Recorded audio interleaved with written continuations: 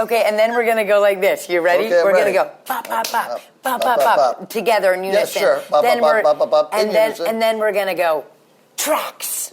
That's our See, this is the positive. Tracks. Okay. Yeah. Tracks. Okay. Let's Do we go. need to practice No, that? we You don't. get it. Okay. No, we don't. Fire it up, fire it up, fire it up. Okay. Are you fired up, Buttercup? Fire it up, fire it up, fire it up. Tracks.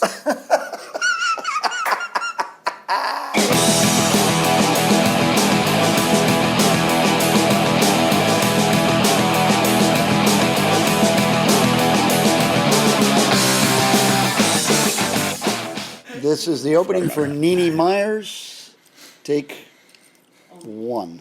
Welcome, Spartans. I am joined here today, a little bit different for me at least. I've got on my far left, I've got Mark Webb, a noted endurance athlete. I've got Dr. Johnny Waite standing here in the middle as our anchor, as always. Johnny. We are trying to keep Sephra in between the two of us to kind of keep her a little bit focused. And I, of course, am I just bounced back and forth. the good retired Padded Colonel Nine. walls. So anyway, today we're going to be talking with Nini Meyers, an extraordinary woman who runs a charity that helps empower children give back to other children. And she's got a really exciting story. And exciting energy. And she's full of it. She's full of energy. Love her. So you guys sit back. We're going to go and listen to her, and then we're going to come back and talk about it. Welcome, everybody. We're here at Boston headquarters today, and I am pleasure to be sitting next to Nini Meyer of Positive Tracks, which is a sports youth organization here in Boston. So what we're gonna do is talk to you a little bit and ask you about your background and everything, but also I want to hear about Positive Tracks, and I assume the positive results you're getting with working with these young children. Yeah, thank you. It's very cool to be here. I am a mom. I started out as a mom until I became founder of Positive Tracks, which started really at a finish line of an athletic event. And I have two young kids at the time when this was founded 10 years ago. Okay. And my sons were looking for a way to give back to a classmate who had leukemia. And long story short, we mobilized some kids, got them involved with a run in honor of this sick child. And I can remember standing in the finish line at the run and watching all the kids come through the finish line and seeing them use that mobilized, athletic, sweaty, hands-on event to pay tribute to this young person. And I thought, hot damn, this is a way to connect young people to each other, get them off the couch, get them moving, and embracing a cause that they really wanted to give back to, but didn't have any other way to do it. They don't have credit cards. Right. So why not use their own feet and body as a way to, get involved with their community? And the kids are receptive to this, right? I mean, when they're younger, they really want to be involved. They do. And, kids, like adults, they want a challenge. I mean, they are screaming. They call this young Generation Z. So anyone who's born around, 2000 and younger is Generation Z. And when you look at the data on Generation Z, it's phenomenal and really, really hopeful in that kids are really looking for ways to give back. They can access need now on their computers. They can see a lot of trouble happening in the world. And they have power now to actually reach out with their own voices. And so, if we can find ways to tee up hands-on tools that involve athletics and that involve goal setting and, and troubleshooting, and seeing obstacles and driving themselves through that to create a solution, we're really onto something. Yeah, listen, you're here at Spartan Up podcast, and what you're saying marries exactly to the Spartan mindset. When you said get kids off the couch, one of the big phrases at Spartan is to rip people off the couches. Yeah. So you're speaking our language. Yeah. Of course, most people when they think of Spartan are thinking about adults. Yeah. However, we have a kids race that is specifically for children. Right. Plus, we leave the if a parent thinks their child's old enough to run the big event, then they can run the big event. Yeah. So, but it's the same thing. We want to encourage the children to get out there and get motivated. Yeah. But let me ask you, where are you? So you're here in Boston. Yeah, we're here. We're located. regionally? Yeah, we're located in New Hampshire. We're national. Okay. And I love what Spartan is doing for young people, because one of the reasons why I founded Positive Tracks was that not enough athletic events are geared towards Generation Next, and yet there's a huge obesity epidemic. Right. You know, kids need hands-on vehicles that connect them to each other and community. What better than athletics? And yet not enough people are looking at kids as an audience, and they're the perfect audience. I mean, they got energy. Well, yeah, but they don't have money. Right, exactly. Kids don't have money, so but they can fundraise, baby. Well, they can, and then so organizations like yours can get involved, and that's what I was going to ask. Then is so clearly the children that come from families that can sponsor them, if you will. Mm-hmm. How do you get into the less what's the word I'm looking for? Less advantaged, under-resourced kids, or absolutely. One of our goals, and I know it's also one of Spartan's, which is why I'm thrilled to be here talking to you, is inclusivity.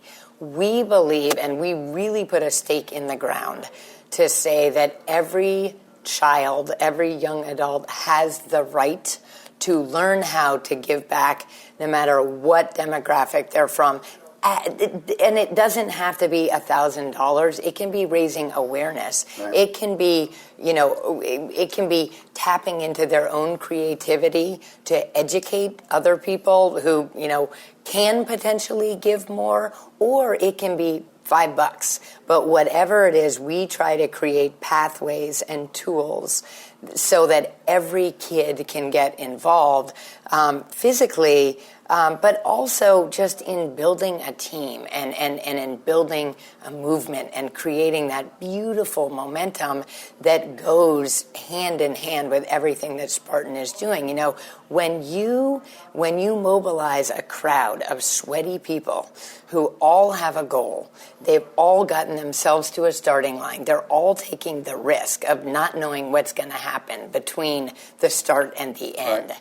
You got incredible passion and energy. Yeah. And so throw the youth, voice, savvy, creativity, and energy into that. And I would think also a bit of innocence in there. I mean, they don't let other things dissuade them or distract. Yeah. Well, they may be a distraction. You're right about that. They don't let them get it down because they don't know. Sometimes they don't know how hard the obstacle is going to be.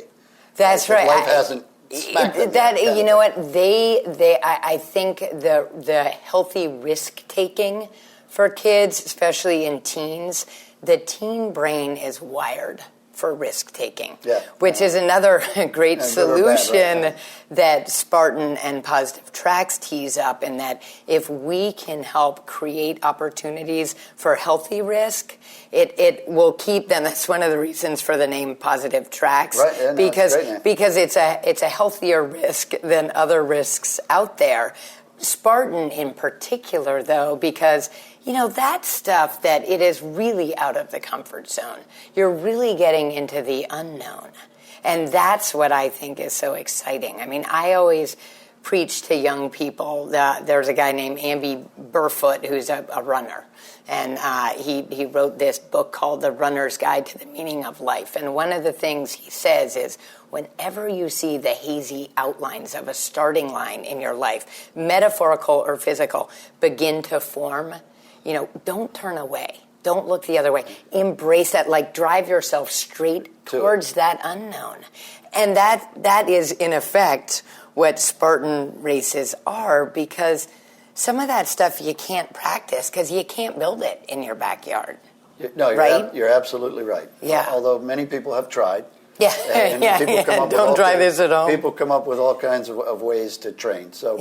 But you're absolutely right, and we try to change up obstacles. Just the numbers of obstacles, the types of obstacles. We don't lay them out in the same direction, when we don't publicize ahead of time the route of the race. Yeah. So even if you're, got 100 races under your belt and you know kind of what you're going to see, you don't know exactly. So there's always some ambiguity there, right? Yeah. Well, and I think another thing that's really critical for young people is, to learn resiliency and to learn that, okay, if you fall the first time, who cares? Right. Pick yourself up. It doesn't matter how you fall. It's how you rise and do it again, right?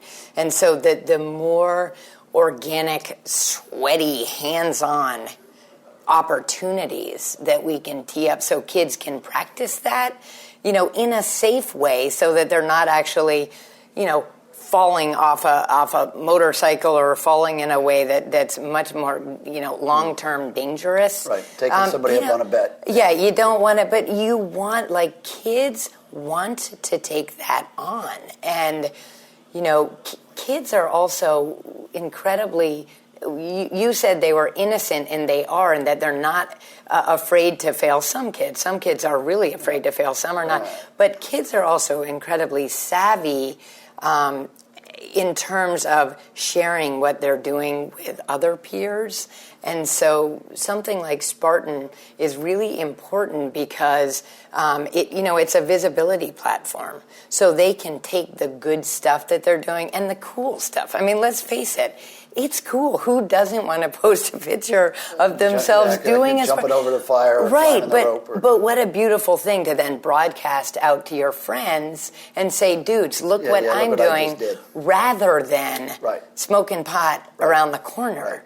Right. And so the fact that shareability of young people and that kind of the cool factor of the product that you're building that they can share, I think is a beautiful thing, and we can't get enough of that stuff. Well, listen, Nini, this is I am learning more about Spartan talking to you than I think I ever knew. But we're going to take a quick break here. We're just going to check in with Marion. Marion's going to give us some advice. And then we'll come back. We're going to ask you kind of some lessons that you've learned either through Positive Track or through anything else in life, your background, which we really haven't hit much of other than that you were a mother, and then how we extrapolate that out. Okay. All right? Great. Excellent. Awesome. Great. I hope you're not sitting still while you listen. If you are, you better get a burpee break in.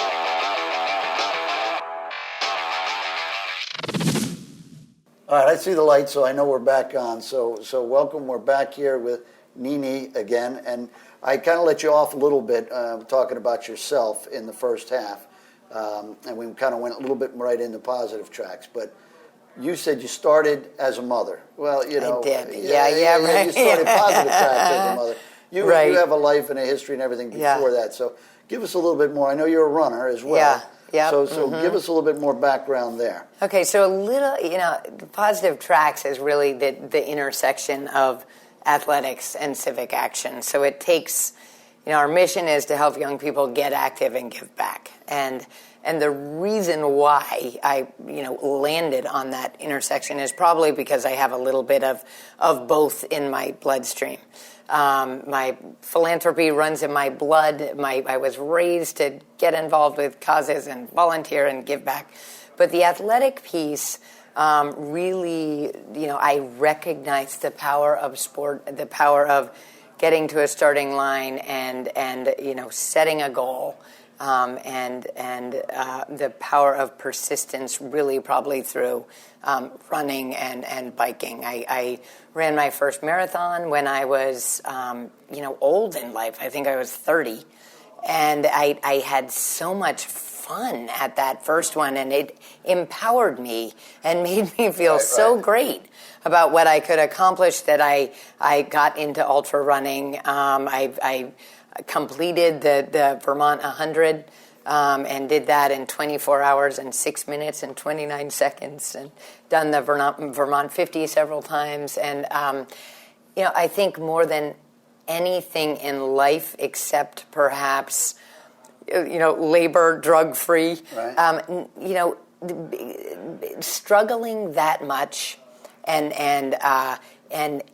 being in that threshold of sort of pain management and attitude management has empowered me to, in fact, found a nonprofit and see that through because your body can get you so far, but then after a certain point, the mind and the spirit need to take over, right? I mean, this is Spartan language too. Sure. And so I think, when you jump off that you can't cross the ocean by staring at the sea.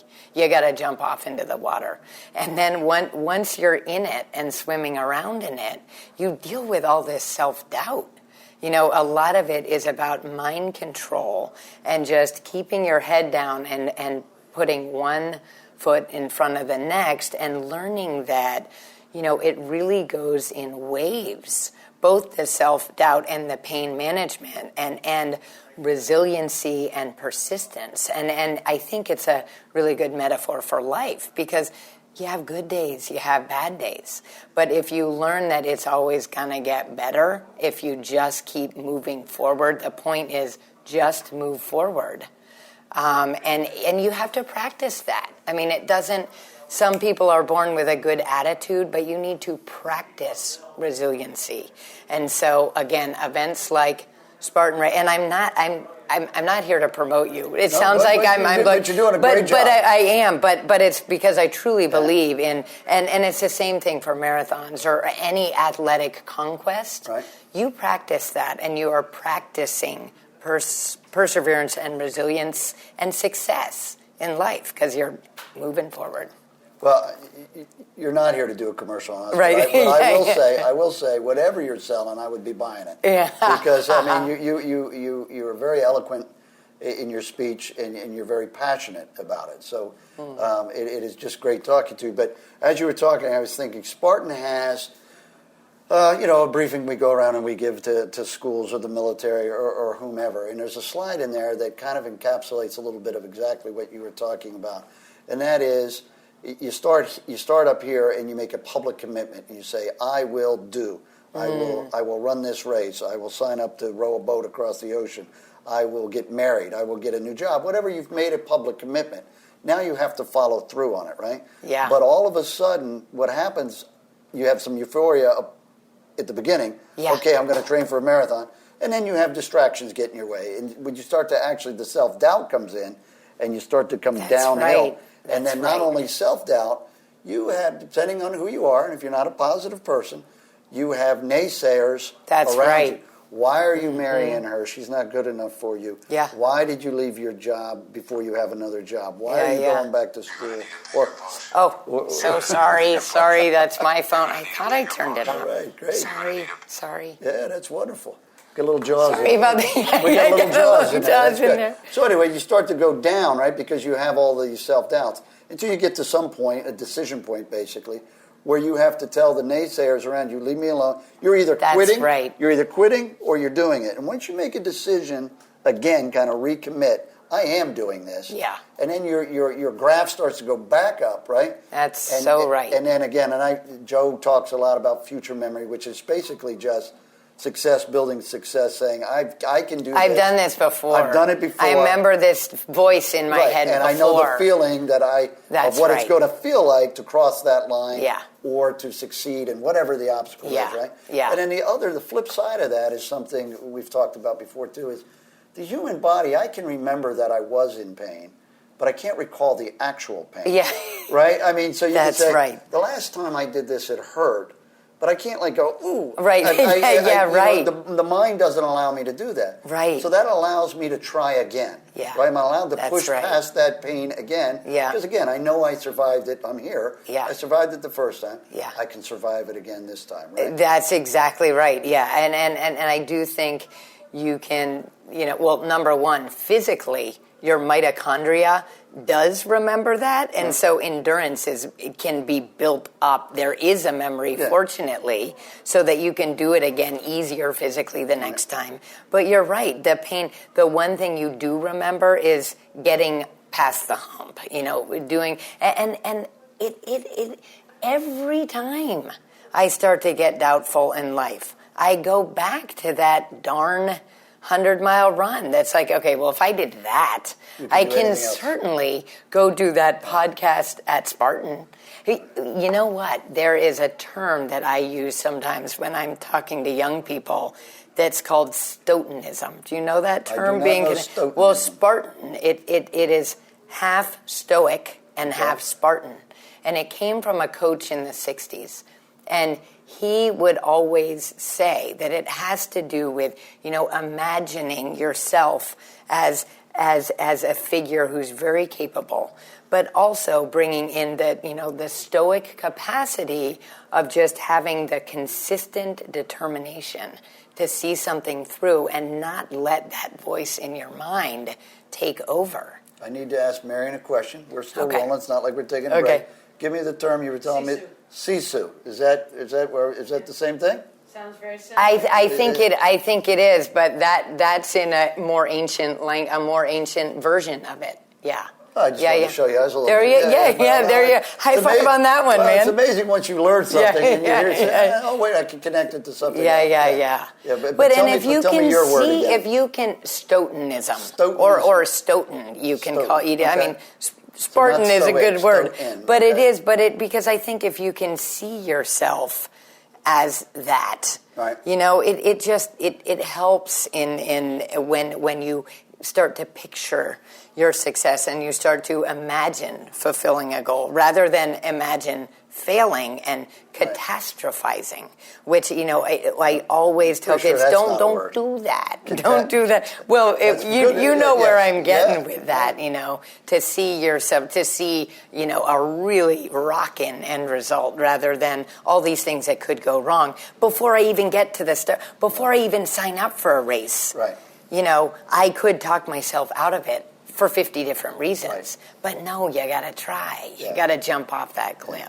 Well, unlike you, first time I ran a marathon, I didn't train at all. Now, I was in the Army, and I was a company commander, so we ran every morning. Yeah. 3 to 5 miles or so, and I never ran anything. And so hurt. So I went and we ran the marathon. I lived in Honolulu, ran the Honolulu Marathon. And as you can imagine, after about 5 miles, I started to say, why am I doing this? Yeah. And I hated every step of the way. Right? Yeah. I was like, I am never doing this again. I am never doing this again. This sucks.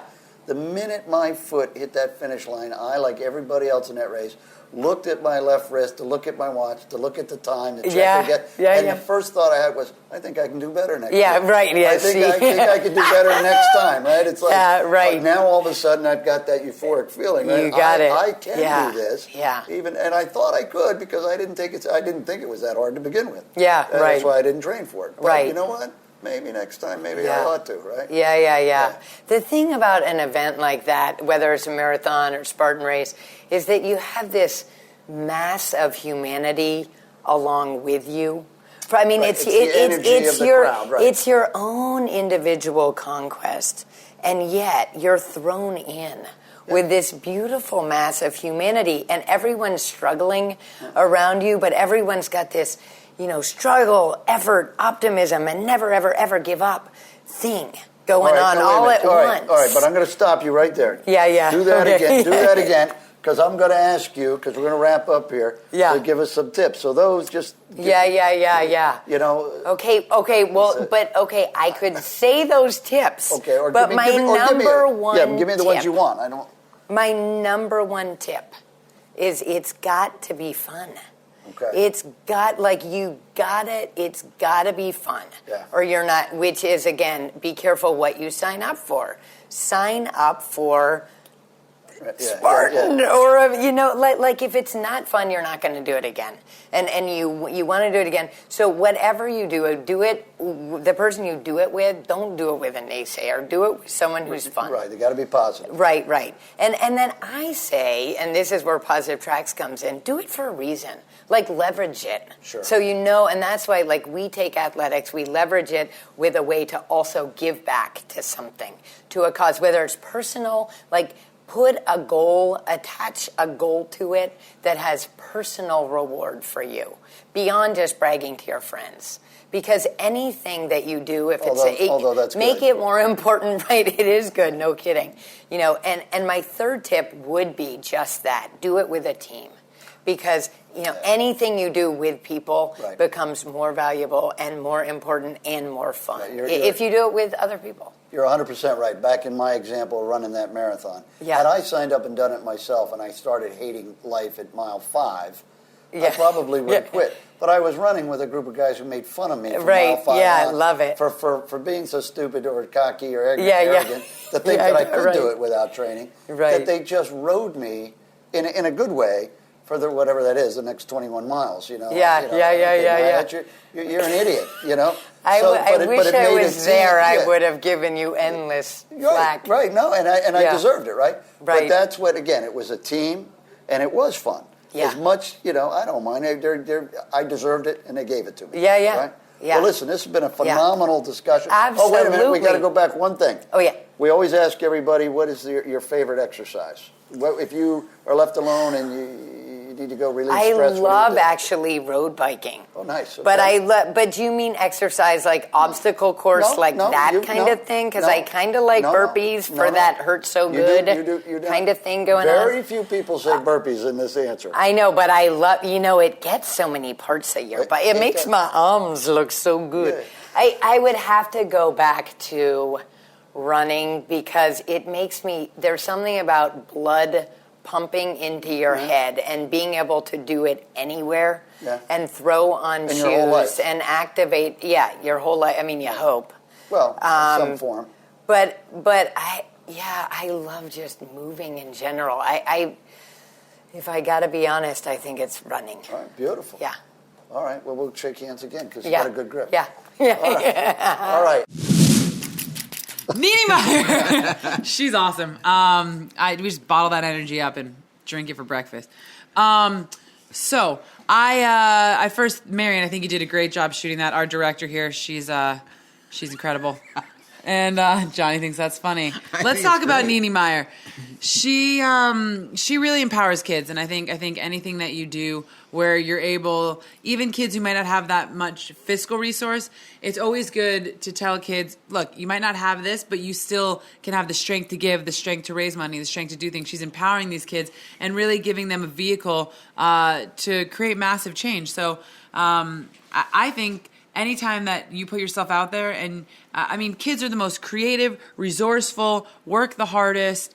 They're all just little Spartans, and life hasn't beaten them down yet. So. Yeah, exactly. So they still have all their optimism. enthusiasm. Well, hey, Nini Meyers has got the enthusiasm. That's true. And hope, though, right? I mean, that's absolutely. what kids are. Kids are all about Christmas, right? Yeah. There's always magic. There's hope. There's all of that things. And I think she's tapped into that because kids are, I think, maybe more empathetic than adults at times. And so she has tapped into that, and she learned from her own experience watching her own kids, and is helping kids help kids, right? So Help me help you. Yeah, I mean, she's organized it, and she's not only organized a charity, she's organized a lot of celebrities as well to get involved, especially in the area. But she runs a lot of things. But I was just going to say, you're mentioning it. I hope that's what you're going to say. Yeah, no, I was going to say I didn't know that much about her. Obviously, I did the interview, but the way these set up, I met her about 2 minutes before we started talking. So Don't tell all our trade secrets here. No, but I asked her in there. I asked her about where she began, and she didn't go much into her background. So I went and looked her up, and this is a woman who's already done a few things on her own. And not only does she run this charity, she runs a foundation that runs multiple charities. And she grew up. She was an athlete. And she was a nationally ranked equestrian. She was a runner. All these things, which was great. Was how humble she was that she wasn't there to talk about any of that, right? She was there to talk about the charity and focus on the kids. Focus on the charity. Focus, exactly. All of that. So again, it wasn't about her. It was about the effort. Yeah. So and I applaud that. Yeah, absolutely, exactly. And the other thing that comes back to sort of a common thread of some of our other interviews, she talked about how there'd be good days and bad days, and the key is just constant forward motion. We hear that come up again and again. It's what do you do when you're challenged? You dig in and you move forward, and how powerful that is. Action alleviates. Yeah, well, you could just tell from talking to her. There's a woman that didn't need to be trained by some wrestling coach about continuing to smile through adversity. Right. She's just going to be smiling regardless of what happened. I mean, she's just, exactly as you just said, that's a force of nature, much like the one I'm standing next to here, right? I mean, it's just one of those kind of people that's infusive, right? You're around them and boom, they suck you in and they make you do things like a siren because they're doing it, right? I wrote a big and like Joe, you know, I mean, he just it's people Joe's a who big can woman who push does it. other people because they're doing it, Joe. so therefore I can do it. Yep, absolutely. One thing I want to mention too, and it really resonates with me and the kind of things that I try and focus on, when she talked about teaching the kids to imagine success, and remember she used the word catastrophe instead of catastrophizing. She used a couple words I didn't know. And that's a great, We love it's a great made up word, but I've heard it before. And the idea is what we tend to do and what we're taught to do is imagine all the things that can go wrong and try and avoid them, which is exactly the wrong approach. But in life, that's what we're taught to do. What could possibly go wrong and how do we avoid those things? So catastrophizing is when you just imagine all the worst case scenarios and then you're paralyzed by fear before you can even act. And so she's teaching these kids to imagine the best case scenario and go into it with that in mind. And it's not to have pie in the sky, but it's to prepare yourself to be engaged. So when you look at this energy she has, a lot of this energy comes from the fact that she gets up in the morning excited about what's going to happen today. And it's going to be awesome and it's going to be great. And maybe it's not always awesome and great, but the fact that she gets up with that in mind allows her to go as powerfully into the day as she does. And I just thought that was a really great lesson. But I think in terms of catastrophizing, well, I'd like to look at that from like a military perspective, right? You guys do have to do worst case scenarios when you do your dry runs before you'll go out on a mission, and having that situational awareness or preparedness in the tactile sense. You know, I think there is some benefits for people to be more aware of what are the hazards in my city. From like a wilderness perspective, when you go into a situation, you're saying, where are the dead limbs? Where are the poisonous plants? You know, it's good to have an awareness. The flip side of that is the phrase, a plan is a list of things that will go wrong, too, which I'm sure you know that one. Well, yeah, and race directing. I mean, you have to. I don't know. So, I don't really know what my point is. The But only thing I'm laughing at, I'm going to jump right out of character here, is I'm listening to you and I'm seeing this from our awesome producer behind the camera saying, we need to go to the credits. So on this note, we're going to go to SpartanUpPodcast.com and see you for another great episode.